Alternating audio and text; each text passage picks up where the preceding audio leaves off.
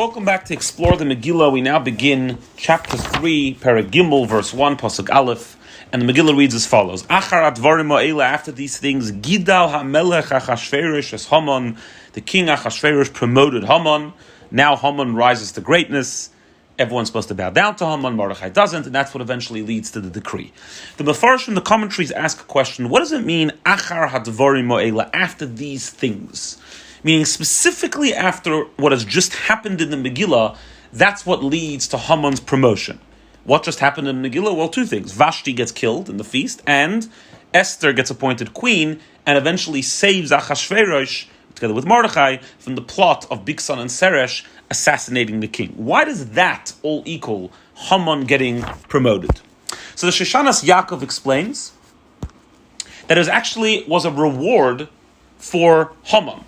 Because who was the one who advised Achashverosh to kill Vashti? It was Haman. Why did Haman advise Achashverosh to kill Vashti? Because Vashti was disrespectful. She made a disgrace out of the king. She embarrassed the king by not obeying his command to appear by the feast.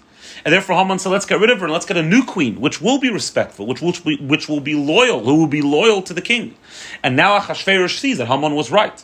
Look how loyal Esther is. She saved Achashverosh's life from the plot of assassination, and therefore he chooses now to reward Haman by promoting him. The Malbim and the Alshich explains a little bit of a different twist. They say that actually this was meant, in Achashverosh's mind at least, as a reward for Esther. Esther having saved Achashverosh's life, Achashverosh feels, how am I going to reward Esther? Let's promote the person who made her queen, who because of him she became queen, and only because of Haman was Esther queen at this point in the Megillah. The Maimer Esther explains that actually Achashverosh did this for his own sake. He wanted to be on Haman's good side. Why specifically now? Because right now we have the story of Bigsan and Seresh plotting to assassinate the king. And Achashverosh now realizes that there are people within his palace that want him gone, that have no problem poisoning his food and assassinating him. And he knows that Haman is extremely wealthy. He has a lot of sons, he's extremely prestigious, and he was worried that if Haman plots to kill him, then Haman will just bribe everyone with his wealth for that everyone should keep quiet, and he will be successful in his plot. And therefore, specifically now that Achashverosh realizes that he has enemies within the palace, he decides to promote Haman, to get Haman on his good side, to say, okay, you know what, I'll make you second in command, I'll make you Mishnah, Lamelech, I'll get everyone to bow down to you, to keep Haman on his side, and that Haman shouldn't be able to plot to kill Achashverosh. The Gemara explains a deeper idea in Mesechus Megillah Daf Gimel Amud Beis, and it says over there that it says Achar Advarim Ha'ela, says Rava, that Hashem HaKadosh Baruch Hu maktim refuah l'maka. That when Hashem brings a problem, when Hashem brings an affliction, a tzara on the Jewish people, He always creates the refuah first, before He brings the problem. He always creates the healing, the solution, the salvation first. And so too in the Megillah. We have Esther being queen, and we have Mordechai saving the king through the story of Bigsan and Seresh. So everything is set in place that there should be able to be the salvation. Only now does Hashem bring the decree.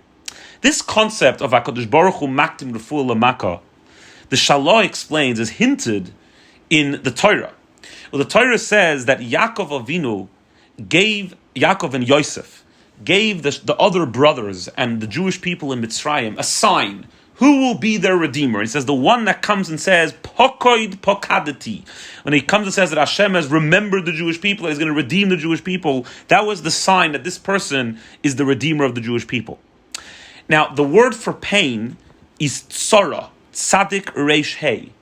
The word pokoid is pei kuf dalid.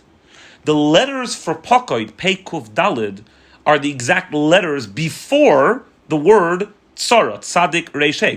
Pei comes right before tzadik, kuf comes right before reish, dalid comes right before hey. So there we have the tzara, the pain, and the Pakoid comes before. The letters of Pakoid are before the letters of Tzara, because HaKadosh Baruch Hu maktim refuah l'maka. Hashem brings the refuah, the healing, the salvation before the affliction. Why does Hashem do it that way? So the Rabbi Levi and the Malbim explain beautifully that Hashem never really wants to punish the Jewish people. A punishment is not for the sake of hurting us. A punishment is to get to the refuah. So in other words, Hashem puts the refuah before the makkah. He puts the healing before the affliction to emphasize that the whole affliction is just to get to the healing. It's just to cleanse us. It's just to get us to do tshuva. It's to get us to correct our ways. It's like when a parent punishes a child, the purpose is not the punishment. The purpose is to educate, to show the child the right way of living. Therefore, HaKadosh Baruch Hu makdim refuah l'makkah. Hashem brings the makkah before the refuah to show us that the point is the refuah, not the makkah. The whole makkah, the whole affliction, is just to get to the refuah. The Maharal explains this in a slightly different way, and he says that on a philosophical level, he says that the cause of everything needs to come before the thing. That's an obvious fact, right? If A is causing B, A needs to come before B. Now, the Maharal says that HaKadosh Baruch Hu Hashem promised the Jewish people that we will never disappear. And therefore, whenever Hashem brings a makkah, whenever Hashem brings an affliction on the Jewish people, there has to be a refuah first, otherwise there cannot be a makkah.